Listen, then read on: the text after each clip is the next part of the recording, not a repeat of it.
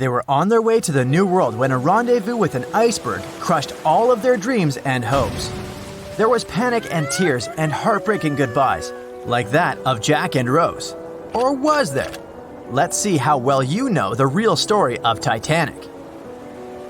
The love story of Jack Dawson and Rose DeWitt Bukater was inspired by true events. What do you say? Is it a myth or a fact?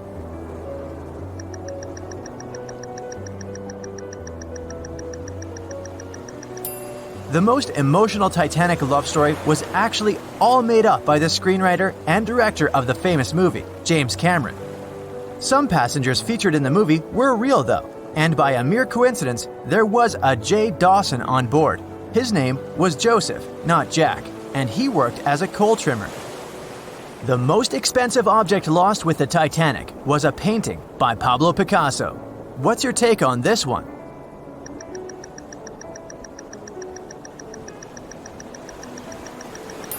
It's a myth.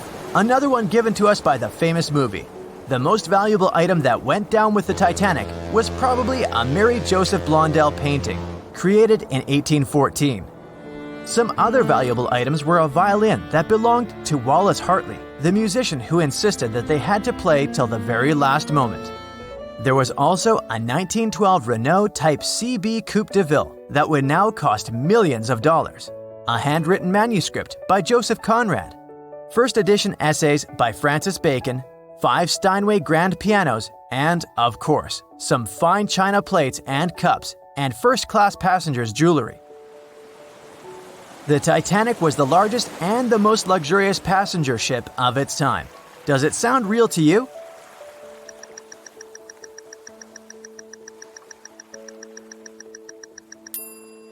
Yep, it's totally true. In April 1912, the Titanic was the largest ship ever built. It was 882 feet long and had a maximum passenger capacity of 2,435 people. That's not a lot compared to the largest cruise ship of today, the Symphony of the Seas. It's just a bit longer than the Titanic, but has more than double the passenger numbers. And yes, no other cruise liner has probably beaten the Titanic in terms of luxury to this day. It costs more than $200 million to build in today's money. The tickets were also quite expensive. Duh! First-class tickets ranged in price from $1,700 in today's money for a berth up to $50,000 for one of the 2 parlor suites. Second-class tickets were $700. Third-class passengers had to pay between $170 to $460. Most of the passengers of the unsinkable ship managed to survive. True or false?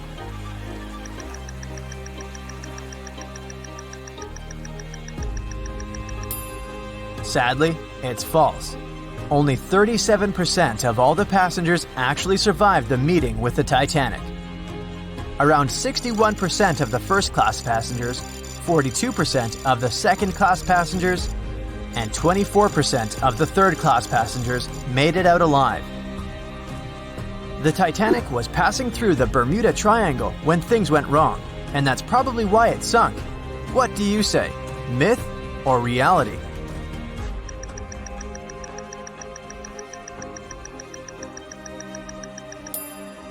It's 100% a myth. The Titanic never even came close to the Bermuda Triangle. The liner sank about 400 miles south of Newfoundland, which is a huge distance to the north of Bermuda, the infamous area where ships and planes disappear without a trace. We might have the moon to blame for the sinking of the Titanic. True or false?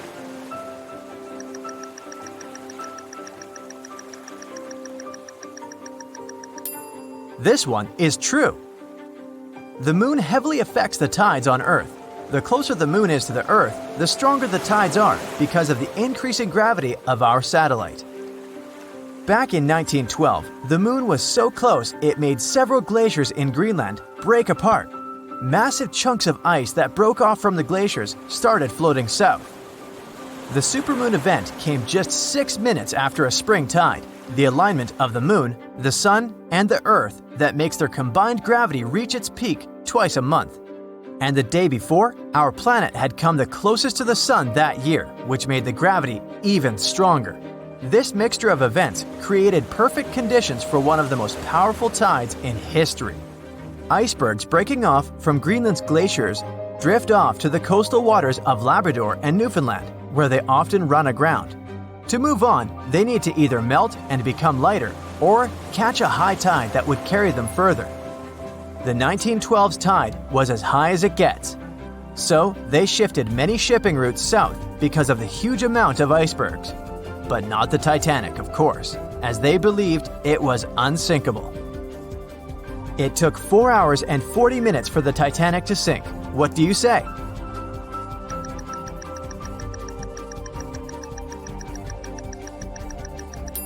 It's false, and if you're a Titanic expert, you definitely know it was actually 2 hours and 40 minutes. And this was slow enough, given the damage caused by the iceberg.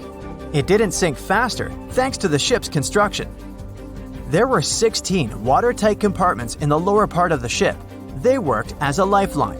When the iceberg crashed into the hull, it broke into 6 boxes. The Titanic could have stayed afloat only if 4 compartments had been damaged. Water filled the first 6 compartments within 1 hour. During this time, the ship tilted slightly to the right side. Then, water began to flood the 7th box when all 6 boxes were filled. And from that moment, the sinking rate was growing with every second. The ship's bow sank under the water, and then the stern filled up. One of the leading reasons for the Titanic tragedy was signal rockets. True or false? What's your take on it?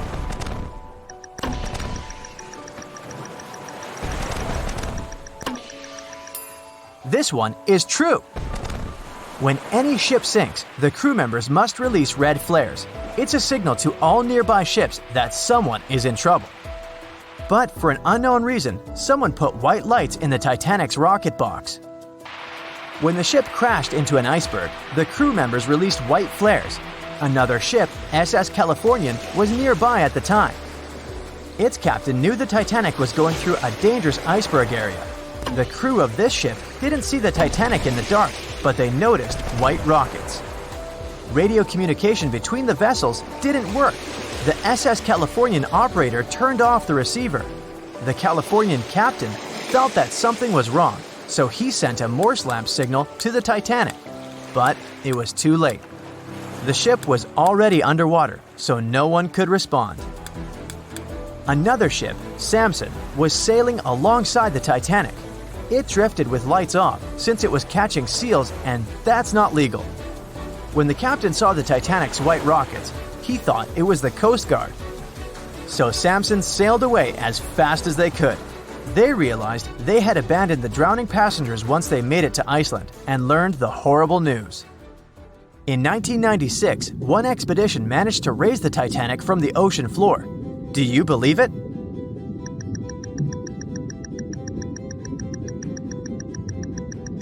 If you don't, you're right. There were different ideas on how to raise the Titanic, from doing it with compressed air to putting it in wire mesh and covering it with liquid nitrogen, or using giant magnets. The only real attempt to raise the Titanic was made in 1996, and it failed dramatically. The expedition's goal was to lift a part of its hull, weighing about 21 tons. It would still have been the largest piece to see the sunlight again, if the operation had succeeded, that is. They lowered 4 large bags filled with diesel fuel to the bottom of the ocean and attached them to the hull plate. Then, the fuel bags were released and they started lifting the pieces on their own. The plate was about 200 feet below the surface when the weather got rough. The expedition members decided to tow the part to calmer waters around 80 miles away. Long before they reached the towing destination, half of the plate broke off and sank to the bottom again. 2 of the lifting bags seemed to have broken loose, and the hull went down. The Titanic will most likely crumble to dust halfway up if someone tries lifting it again. So, how many correct answers do you have? Let me know in the comments below. Today, I only have 2 riddles for you, but it means that you're not going to crack them easily. Prepared? Here's the first one. Far, far away from any civilization, there is a remote island with 20 inhabitants. They were born there, and all their lives they've been into math, which helped them become pretty perfect logicians. Unfortunately, they're imprisoned, being trained to win the Nobel Prize, and they can't leave the island. Well, actually, there's a way. Each islander can approach a guard at night and ask to leave the island. If the islander who asked to leave has green eyes, they will be allowed to leave. If not, they'll be tossed into the island's volcano instead. So, obviously, no one takes the risk because none of them knows their eye color. The thing is that all of them actually have green eyes, so each one could theoretically leave, but, well, none did. They don't have any reflective surfaces, they're mute, and they're not allowed to communicate with each other in any way. The only time they all see each other is during the lineup every morning. One day, I got the privilege to travel to the island and present myself during the lineup. I could make an announcement, but there was one strict rule. I couldn't tell them any new information unless I wanted to be thrown into a volcano. But I really wanted to help those guys out, so here's what I said. At least one of you has green eyes. How many days will it take all of them to leave the island after my announcement? Okay, maybe 20 is a bit hard to figure out right away. So let's first consider the case of two islanders, Etta and Phi. Both of them have green eyes, but they don't know their eye color. So the day when I announce the statement, they pay attention to it and look at each other, remembering the eye color. Etta sees that Phi has green eyes, which aligns with my statement, but she can't be sure that she has green eyes too. Phi does the same. She sees Etta's green eye color, but he isn't sure about his own eye color. So the night comes and none of them leaves. When they both see each other the next day, they realize something. Etta realizes that if Phi had seen that she didn't have green eyes, he would have understood that the one person with green eyes was him and would have left the island that night. But he didn't do it. So Etta realizes that Phi saw her green eyes and wasn't sure about his eye color. So her eyes must be green. Phi has the very same logic and figures out that he has green eyes too. So now they both know it, and the second night they both leave. In the case of the two islanders, they both left the second night. Now let's say there are 3 people on the island, Etta, Phi, and Theta. Each of them sees 2 green-eyed people, but they still can't be sure about their own eye color. So no one leaves the first night. In the morning, they see each other again, but unfortunately, none of them are sure again. Theta thinks that possibly her eyes aren't green, and Etta and Phi were watching each other. She figures that now they will both see that none of them left and will leave the next night. Each one of the 3 thinks so, and once again, no one leaves. The second night passes, and the 3 islanders meet the third morning. So, Theta is now sure that Etta and Phi weren't just watching each other, but her too. So she must have green eyes. Etta and Phi, who were following the same logic all the way, realize the same thing. So all of them figure that they have green eyes and leave on the third night. Now, if I add another islander, the same logic will work, and it'll take one more night to figure it out. In our case, there are 20 islanders. They will all see 19 green-eyed islanders and will all wonder if others see 18 or 19 green-eyed islanders. So they will watch each other for 19 nights, and when they see each other on the 20th morning, they will all leave on the 20th night after that. Okay, great job. Here's the second riddle. This one is much easier in my opinion, so I'll give you a little break. But you still need to keep your brains turned on. You take a voyage across a sea, delivering fish tanks with rare species of fish to scientists who will work on increasing the population of that said fish species. But on your way, you get into a storm, and the fish tanks get drowned in the sea. The records get lost too, so you're not even sure how many fish tanks there were to start with. Still, you must find them all. Good news, there's a rescue submarine you can use, but there's only enough fuel for one trip to the bottom of the ocean. So, before going down, you make some inspections. Thermal imaging detects 50 organisms in the areas where you have lost the fish tanks. those are your fish and sharks, which are not yours. Using a scanner, you scan 3 regions of the sea more closely: Region A, Region B, and Region C. The scanner shows that in Sector A, there are 4 fish tanks and 2 sharks. In Region B, there are 2 fish tanks and 4 sharks. Just as you're about to scan Region C, the scanner breaks down and doesn't show you anything. So, you need to figure out how many fish tanks there are to send to the submarine. This is not an easy task, especially with lost records.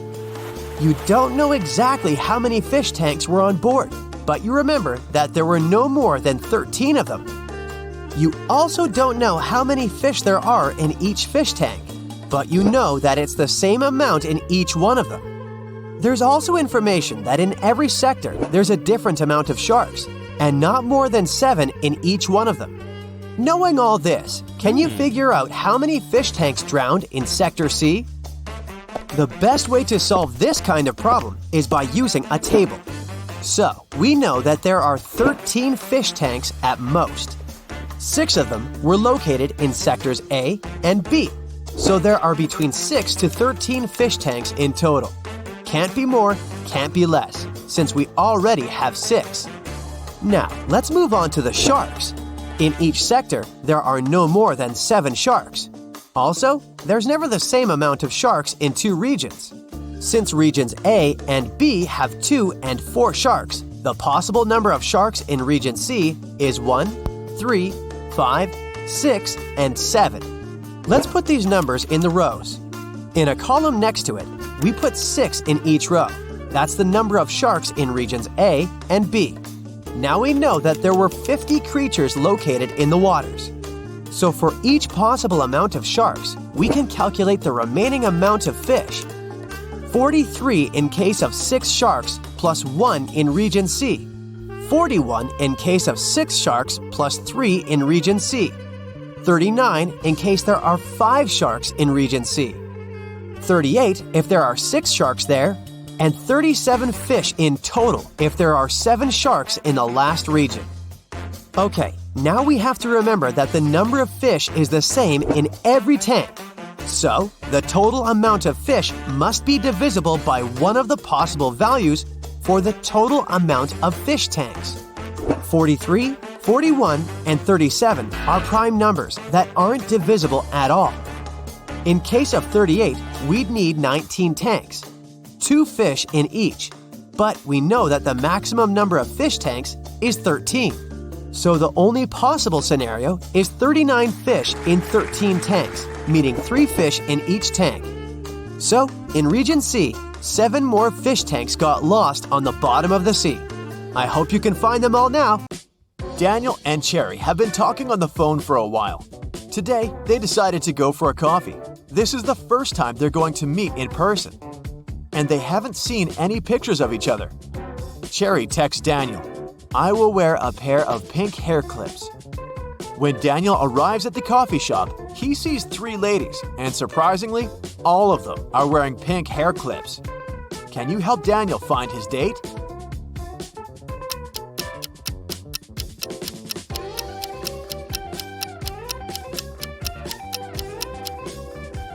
Take a look at the first table carefully. There are 2 coffee mugs. This means that this lady is already with someone. The lady sitting at the second table is already enjoying her coffee and a book. Clearly, she's not here for a date. And the third lady is wearing a beautiful dress and her table is empty. Therefore, she's Cherry. Cherry's ex-boyfriend, Drake, is a powerful magician. He doesn't want to let her go, so he kidnaps Cherry and locks her on top of a high tower, with only 1 window and no doors at all. Also, Drake sets a magic fire around the tower for extra protection and leaves. Cherry realizes that she has little time to escape. She looks around and sees 3 magic potions. The bottles are labeled. One would give her incredible physical strength. The other one would turn Cherry into a vampire. And the third one would let her summon any animal. Which potion should she use?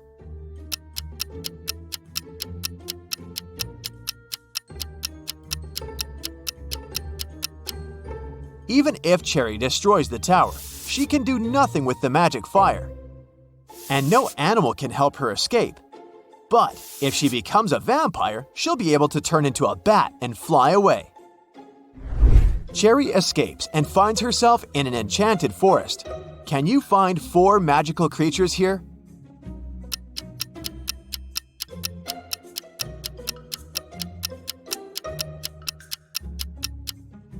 Take a look at this cave. There's a troll hiding inside. Also, there are 2 pixies sitting on the flowers. And this tree is a wood goblin.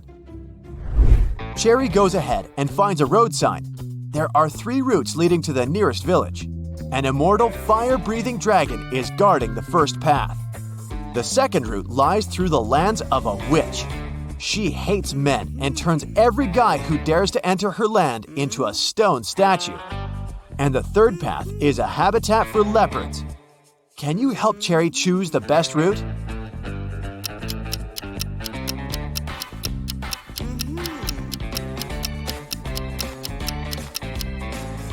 The second option sounds good. Cherry is a woman, so the witch has no reason to turn her into a statue, because she only hates men. Cherry asks the witch to help her find the village. The witch offers a deal. If you crack my pattern riddle, I'll tell you. But if not, you'll be my servant forever. Cherry had nothing to do but agree. You can have pepper, but not salt. You can have beef, but not chicken. Carrots, broccoli, and cabbage. But no potato in any form. Oh, and you have to eat with a spoon. Can you help Cherry crack the pattern?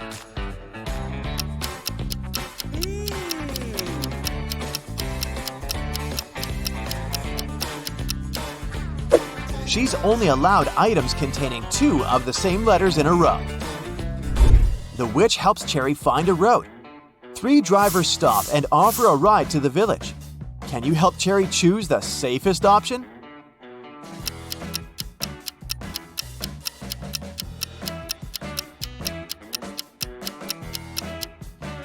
There's a zombie hiding in the back of the first car, and there are no passenger seats in the third car. Although the second car's windshield is cracked, it's still the best choice. Finally, Cherry finds the village. This place is magical. Many amazing creatures live here. Suddenly, a half-hippo approaches Cherry and yells, "Please help me. One of these guys had stolen my clothes." Can you guess who?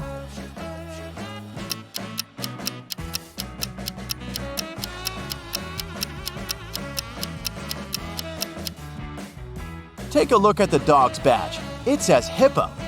So, it was the dog who stole his shirt. Cherry meets the local farmer, Timothy. He used to keep chickens in another country. Things were going well and he made good money. But then he bought a big farm in this village and moved there. Soon, Timothy got to know that floods are very frequent in this area. But he didn't get upset and decided to breed ducks instead of chickens. Why?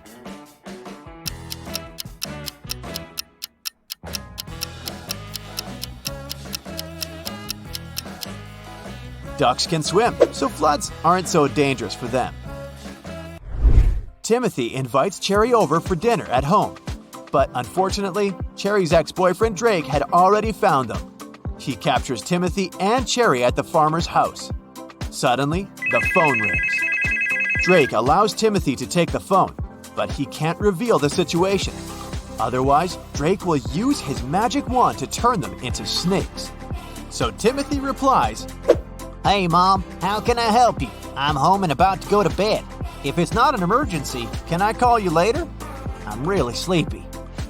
30 minutes later, the police arrive, confiscate the magic wand, and rescue the guys. How did Timothy ask for help?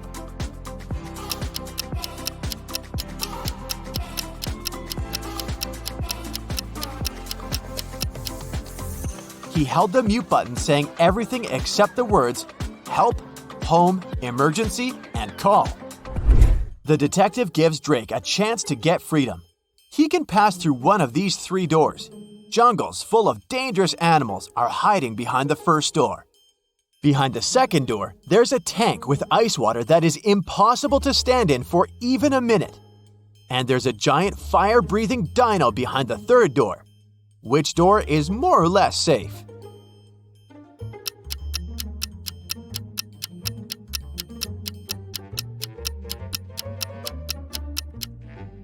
Drake should pick the third door. Dinos don't breathe fire, and they went extinct millions of years ago. Drake returns to his castle and discovers that someone had broken all the bottles with his precious potions in his lab. Drake gets furious and interrogates his 3 goblin servants. Willie says, I was cleaning the castle all day long. I didn't even enter your lab today. Tilly says, I was picking roses in the garden in the morning. Then I entered your lab to bring rose petals for your potions. Everything was fine. And Billy says, I was cooking dinner in the kitchen and then I went to the bathroom to take a quick shower. Who's lying?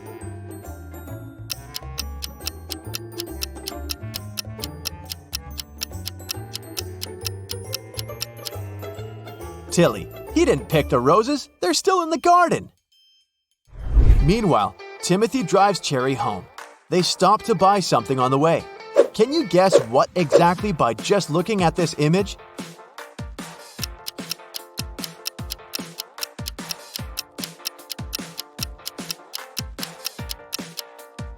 Kiwi! Then Timothy takes 2 pictures of Cherry. Can you find 10 differences between them?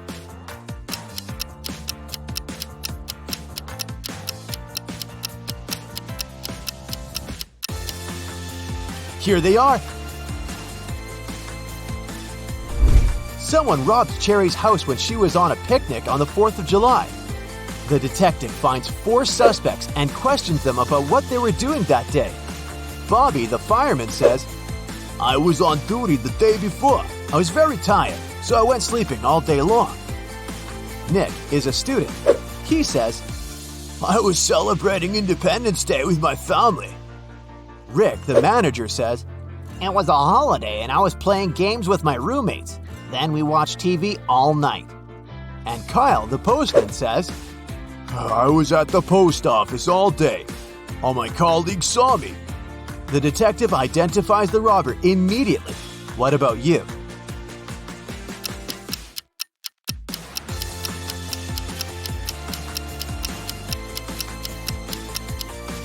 It was Kyle. He couldn't work at a post office on the 4th of July. It's a public holiday. Cherry receives her first salary and hides the cash in her closet. Cherry's 3 roommates are not at home at this time, so she just leaves the money and goes to the gym right away. After a while, Cherry returns home and discovers that her money had been stolen from the closet. She starts looking all over the room, but finds no clues. Suddenly, her 3 roommates enter the room. Cherry asks each of them, Has anyone stolen my money?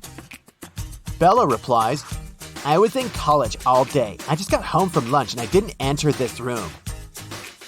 Anna says, I came home for lunch as well, but after Bella. I opened the closet door to look for some documents, but there was no money inside. And Megan says, I had no idea that you were hiding cash in the closet. I just returned from work. You should talk to the security guard. Who's the thief?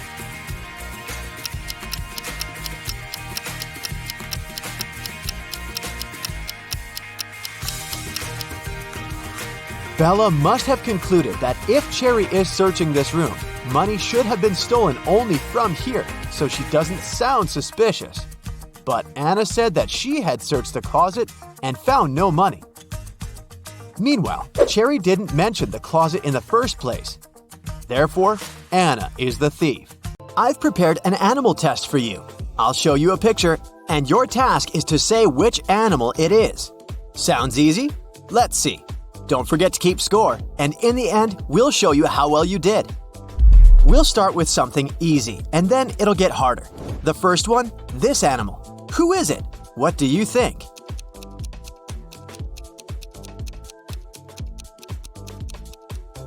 Of course, it's an elephant. Elephants are the biggest land animals, and their trunks are incredibly sensitive. And Asian elephants can pick up a peanut and even shell it. Next up, this one here. Who is it?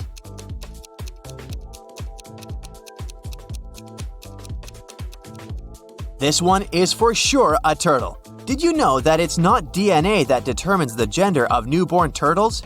It's the temperature in the nest. If the temperature is cool, the hatchlings will be male. If the temperature is warm, the hatchlings will be female. Who do you think this cutie is?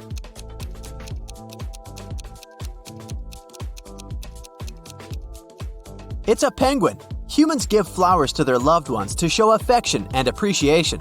But penguins give rocks to each other. Also, penguins can control the blood flow in their feet. That's why they don't freeze. I know you know this one, so shoot your shot.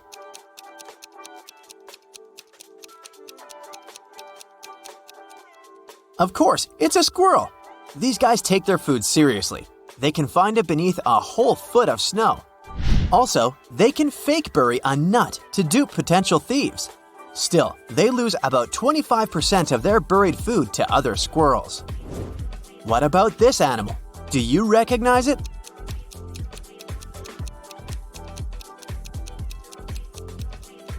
Yes, it's a fox. Did you know they can make around 40 different sounds? Another well-known animal. Who is it?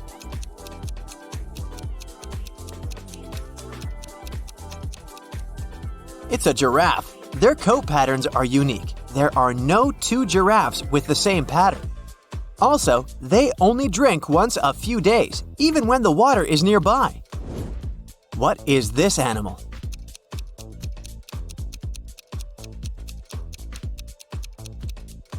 That's a camel. They can live for weeks without a single drop of water, even more than giraffes. Just for comparison, a human can only last 3 days without water. But when camels do drink, they can drink around 40 gallons in a go.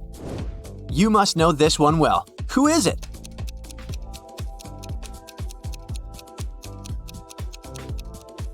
It's a hippo, of course. They really love grass and can eat like 80 pounds of it in one night.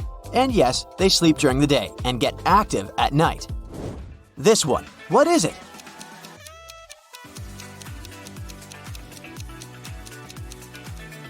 That's a rhino for sure. Turns out, rhinos have quite poor eyesight.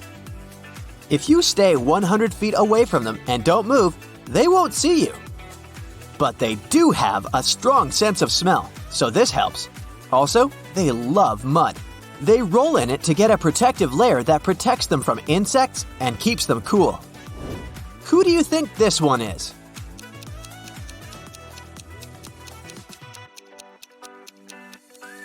It's a skunk. Did you know that they are immune to snake venoms and can even eat dangerous snakes?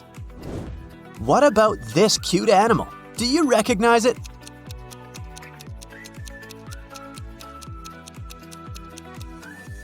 It's a harp seal. And this white furry coat makes them one of the most adorable animals on the planet. But the coat doesn't last long. Harp seals only have them until they're about 6 weeks old. What about this? What is it?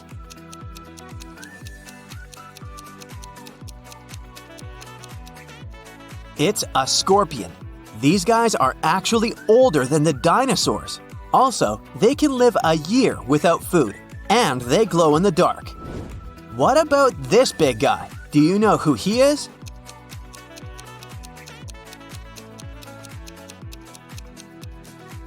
That's a moose.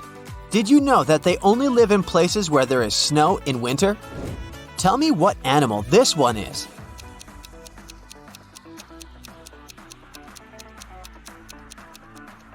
It's a wolf. Turns out they're born completely blind and deaf. Of course, later it changes. A grown wolf can hear what's going on 6 miles away. Also, they have around 200 million smell cells. What about this animal? Do you know what it is?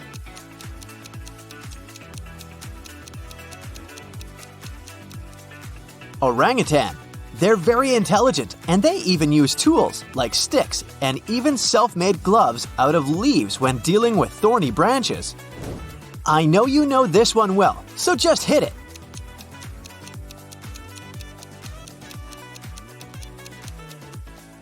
This is a meerkat. They live in deserts and they don't need water to live. They get all the needed moisture from the insects and other foods they eat. What about this one? Do you know its name?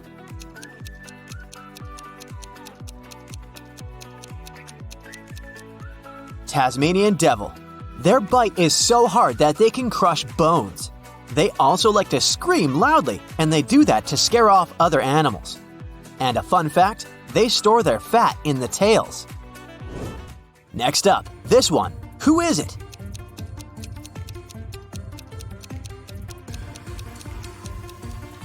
That's a squid, of course. Squids have 3 hearts. Also, they eat other squids that are smaller. Can you recognize this fish?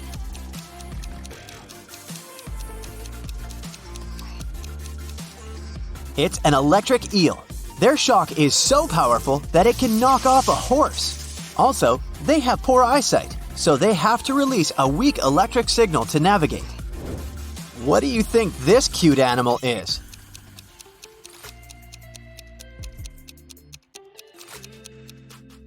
It's a red panda. Their diet is 97% bamboo. The other 3% include eggs, flowers, and small mammals. What do you think this is?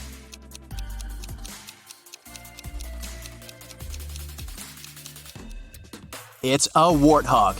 These guys are vegetarians, and even though they're strong, they prefer to run over fighting. Also, they enjoy being groomed, so they allow monkeys to do that. Okay, here's the next one for you. Does it look familiar?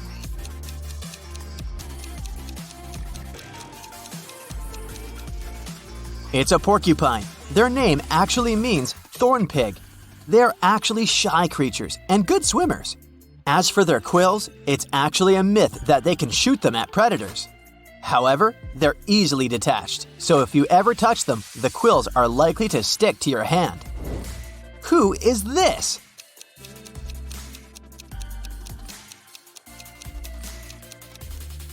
It's a groundhog. They sleep all winter and are also impressive builders. Their homes can be as long as 60 feet. This animal must be quite easy to guess. Who is it?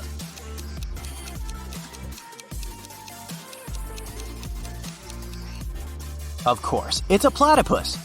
Did you know that they are lethally venomous? But no worries, no case was yet recorded.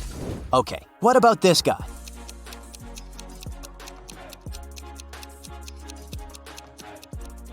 This is an aardvark. He's actually the first word in an English dictionary.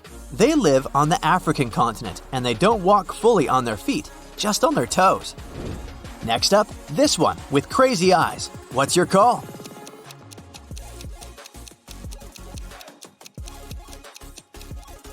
This one is called Eye, and it's native to Madagascar, but it doesn't have a good reputation there. Some native people believe that eyes bring bad luck. What about this cute guy right here?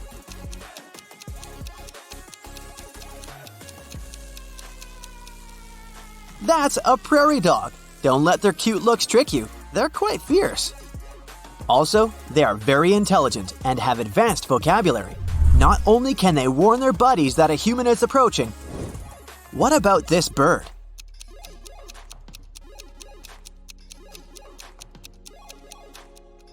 This is an okapi. They belong to the giraffe family and they only live in one country now, the Democratic Republic of Congo. Humans only discovered them a bit over 100 years ago, in 1901. No, it's not a Pokemon, it's an actual animal that exists in real life. What's it called?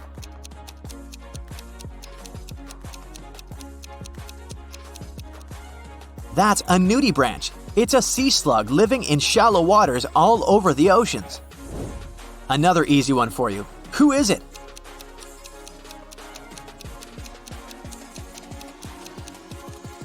Yes, it's a mink. Just like cats, they purr when they're happy. Do you know who this is?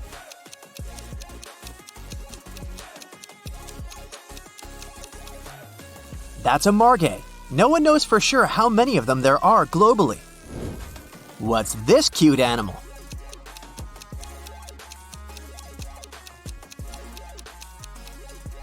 It's a pika. They're related to rabbits, but they're pikas. They actually have tails, but you can't see them because they're hidden under the fur. Last question, probably the hardest one. What is this?